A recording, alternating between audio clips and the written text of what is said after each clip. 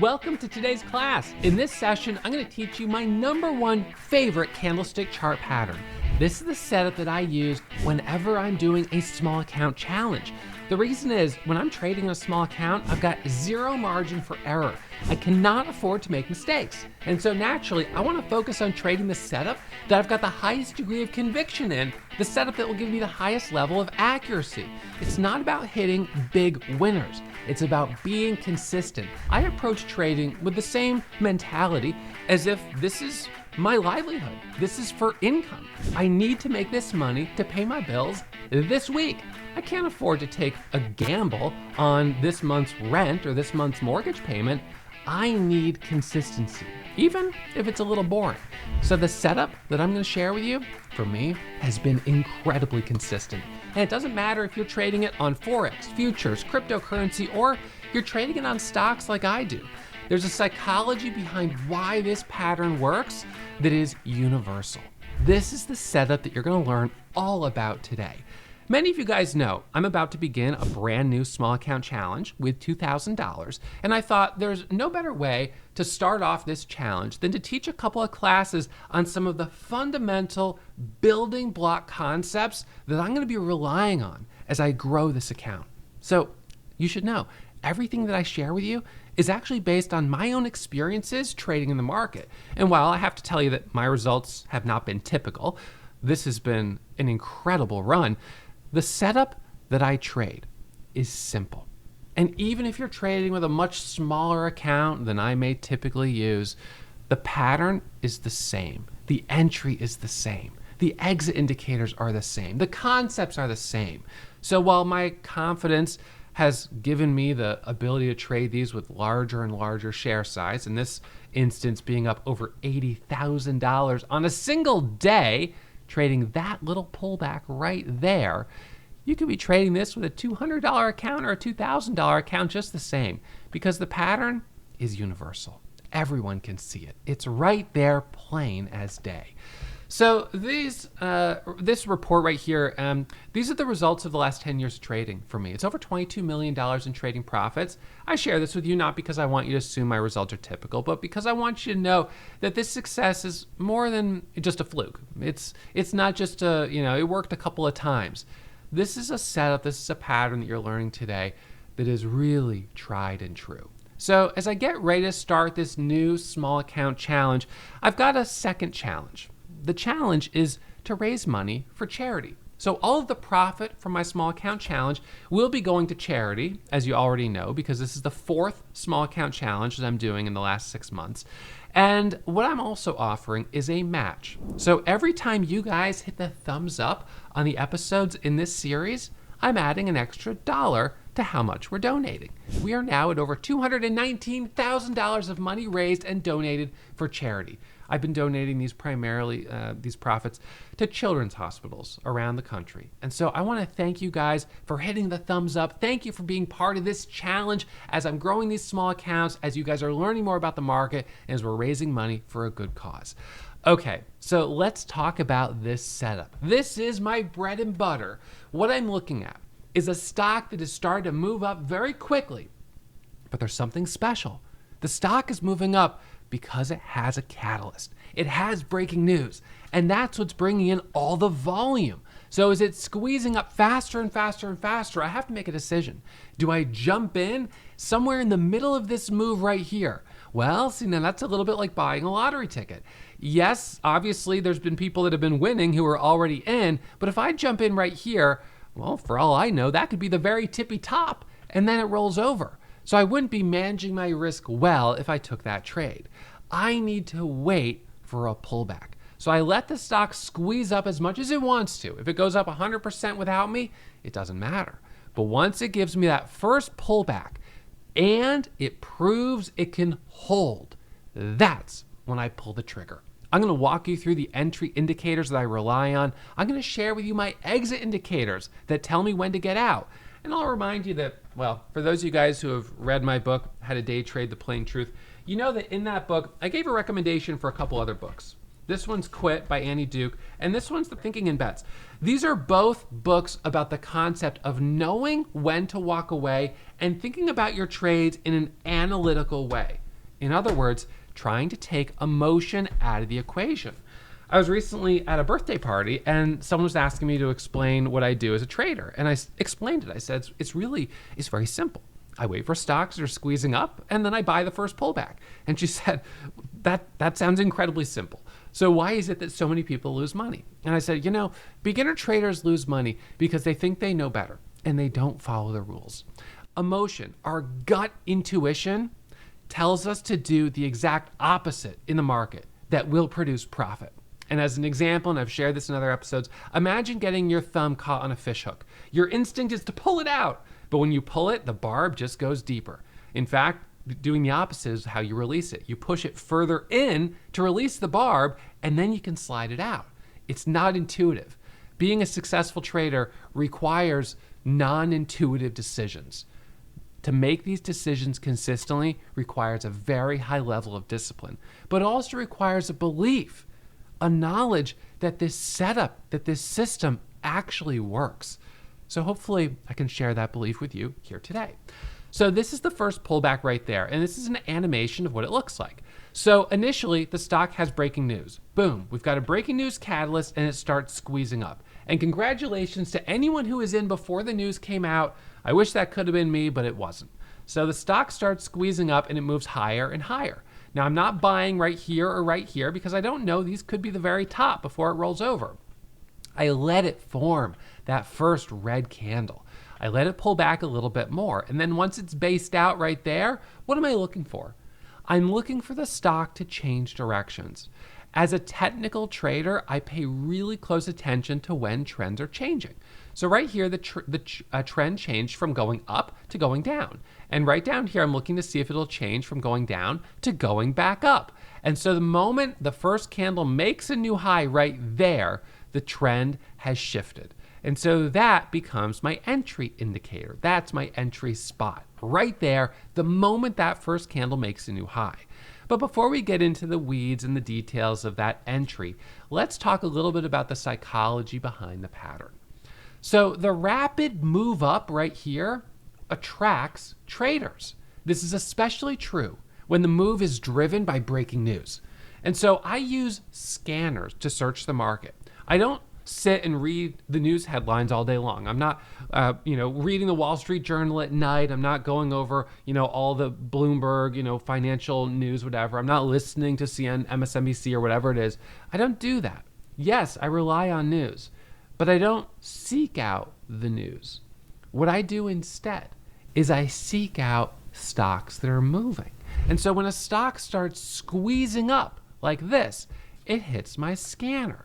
And so this scanner is actively searching the entire market for stocks that meet my 5 pillars of stock selection. Now, if you don't know about those 5 pillars of stock selection, I discussed them in other episodes dedicated to finding the best stocks to trade. So these scanners are finely tuned, and they produce an audio alert when something meets those criteria. And so when a stock starts squeezing up, ding, ding, ding, we start getting those alerts. Now, I'm not the only one that uses scanners. Of course, hundreds of thousands, millions of traders all around the world are using different types of scanners. And during the pandemic, there was a lot of focus each day on stocks that were going up 500, 700, 1,000%. People were trying to catch their lottery ticket win on those types of stocks. And while it wasn't my approach to try to throw a Hail Mary pass on them, those were the right types of stocks to be trading. They had news catalysts, which is why they were up so much in the first place. And every time they would pull back, people would buy that pullback and it would rally for another leg higher. And so I would get dozens and dozens of trades on those stocks as they would continue higher. And then I was very good at knowing when to throw in the towel and walk away before I give back my gains. So as this stock first hit the scanner at 7 a.m. right here, if you zoom in on this, 7 a.m. right there, the stock only had 30,000 shares of volume. But what it was doing was something that was unusual. It was popping up at 7 a.m. That's very early in the pre-market trading session. And it already had 343 times higher volume at 7 a.m. than it would have on a typical day. That's a pretty big deal.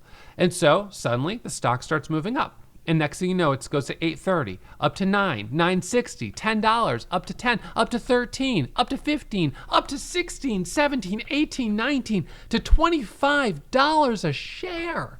Unbelievable. Wow, that's an incredible move. And as it's squeezing up, nothing goes straight up.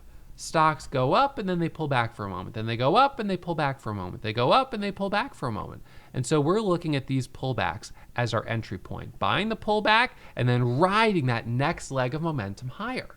So the initial rapid move up attracts traders. Now there's a couple of important considerations. One consideration is, what are traders currently focusing on? And is the market hot or cold? If the market is hot and traders are not already focusing on another stock, then when a stock starts hitting the scanners, everyone will jump to it. If the market's hot, but traders are already focused on something else, it may take a moment for them to pick up on the fact that there's, a new stock coming to the table. All of a sudden, you've got a new stock popping up, going up 100, 200%. Traders are going to get excited and they're going to switch gears. And sometimes when you have a market that's hot, but traders are already focused on 2 or 3 stocks, a stock that has news, unfortunately, just cannot compete. So there's a degree of recognizing the current state of the market and what other traders are focusing on before executing a trade. That consideration helps me understand whether or not this stock has a high probability of working or if it's more likely to fail. So the initial move up attracts traders. Then the first pullback, this is formed by profit taking. And here's an example, a rapid move up on SLXN, and then there's profit taking. So we have that red candle.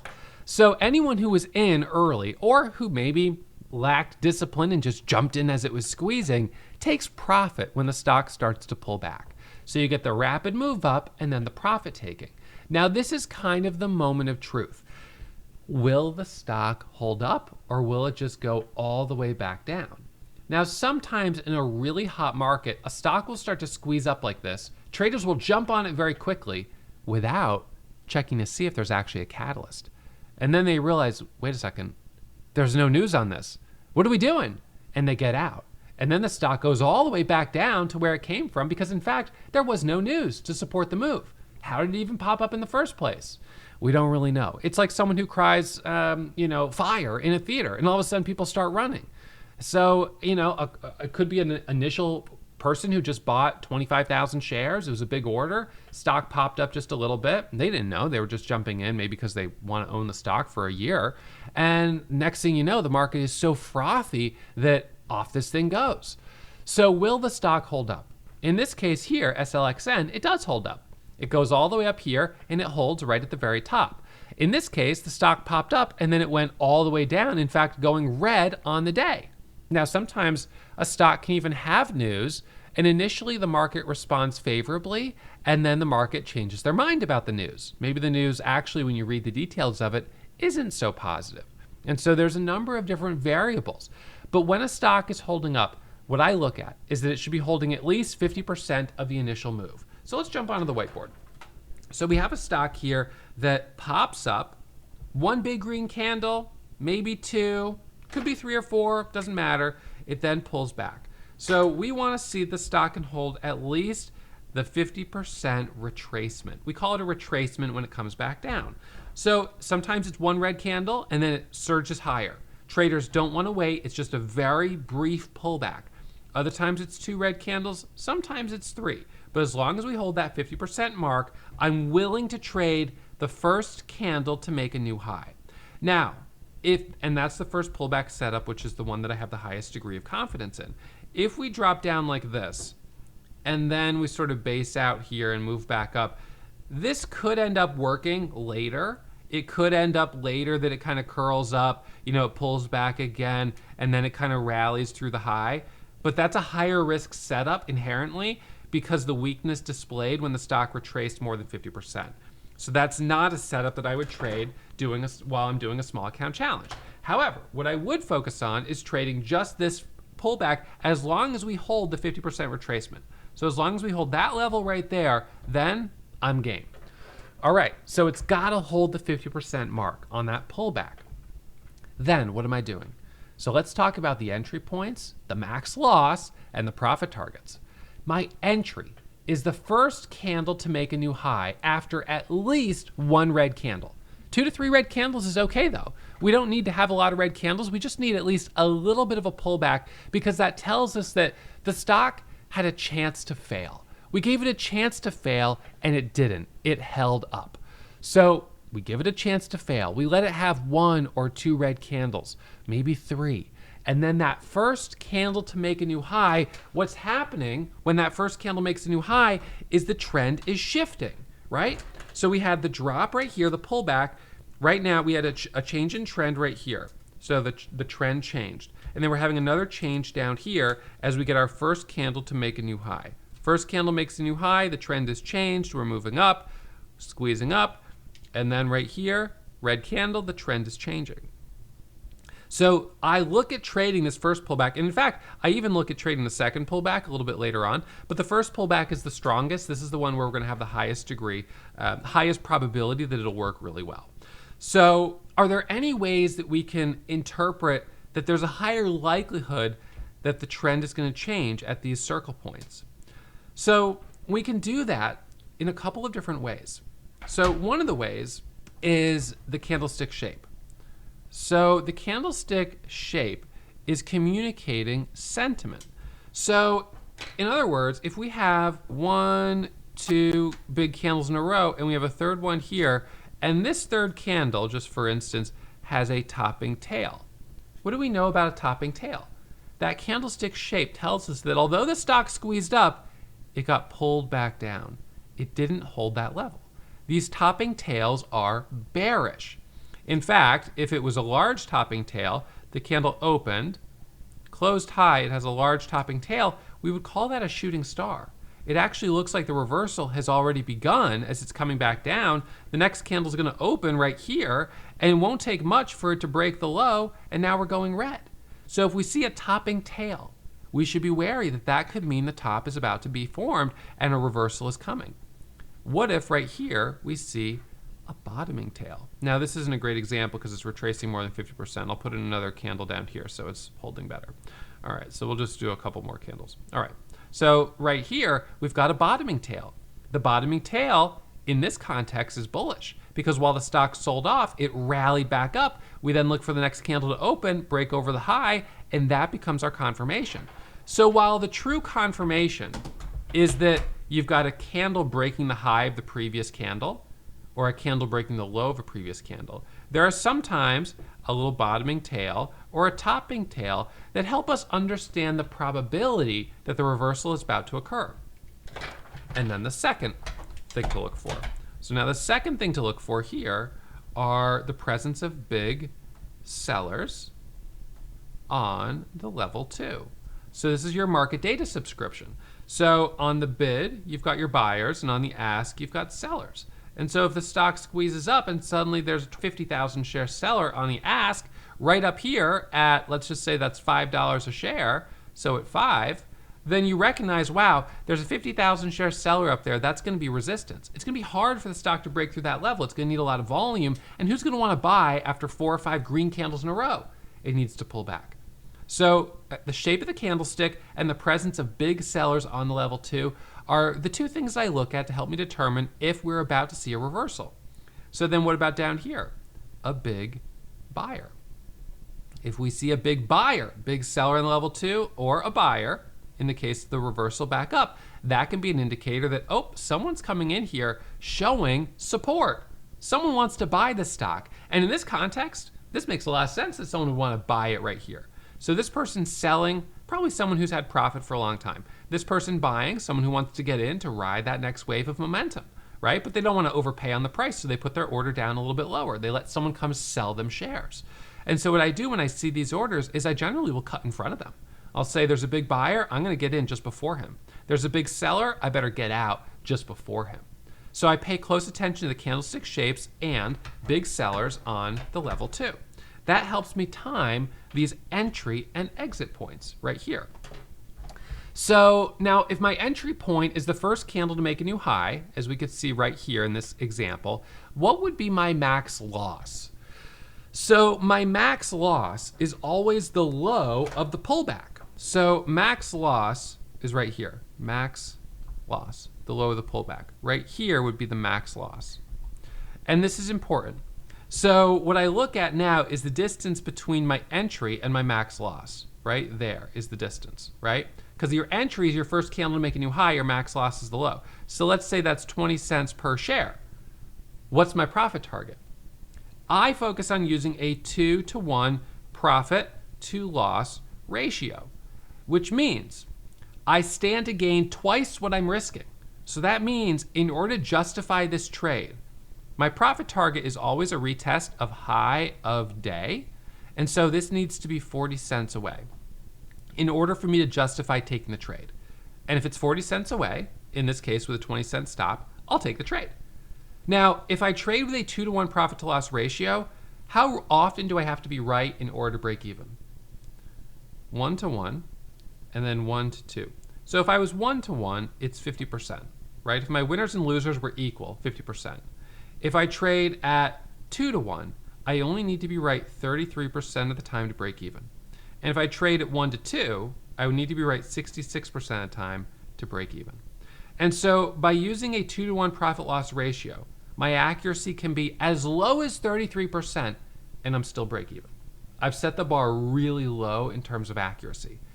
In other words, if I can be right 40% of the time, 50% of the time, I'll make money.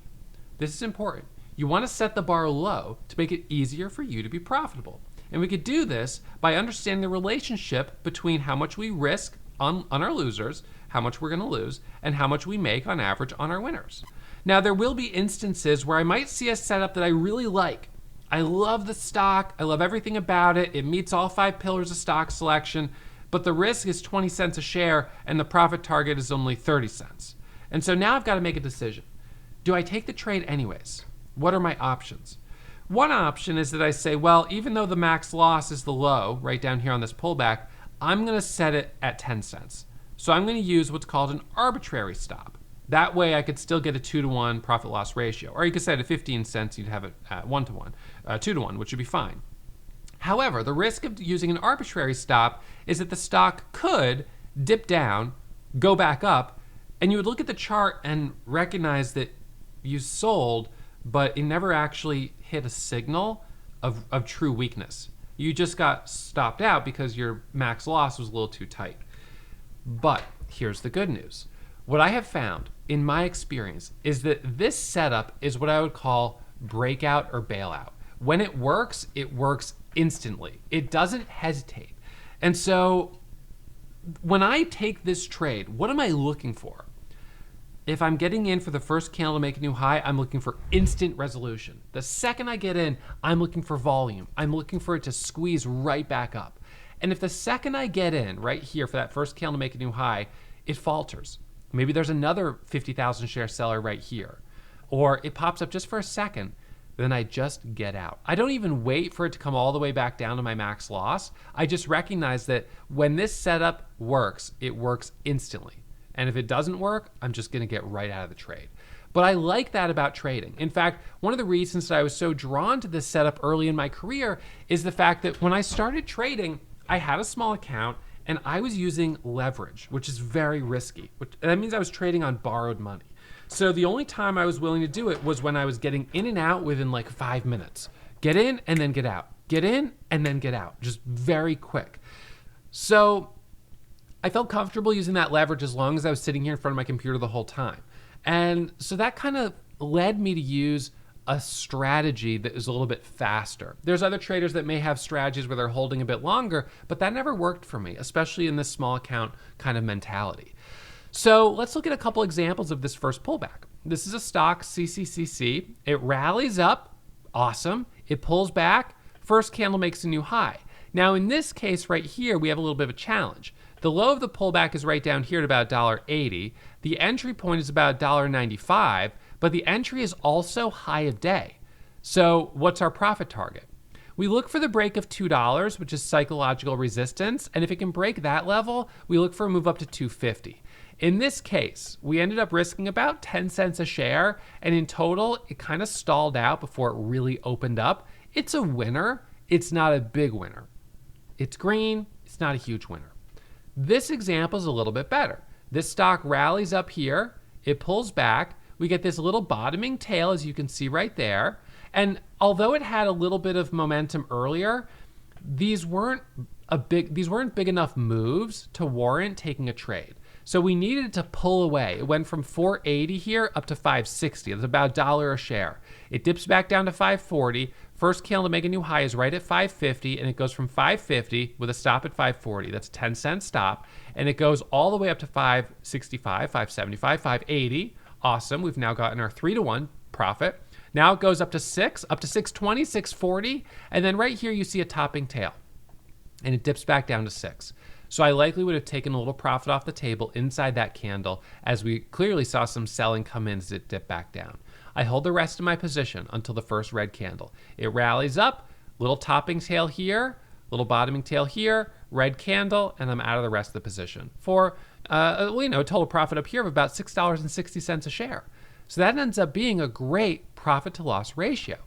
This is another one, sort of sideways, then it starts to pull away, dips down, right there's our bottoming tail, first candle to make a new high, and we rally up from 490 all the way up to 550, 560, all the way up to 570 before our first red candle.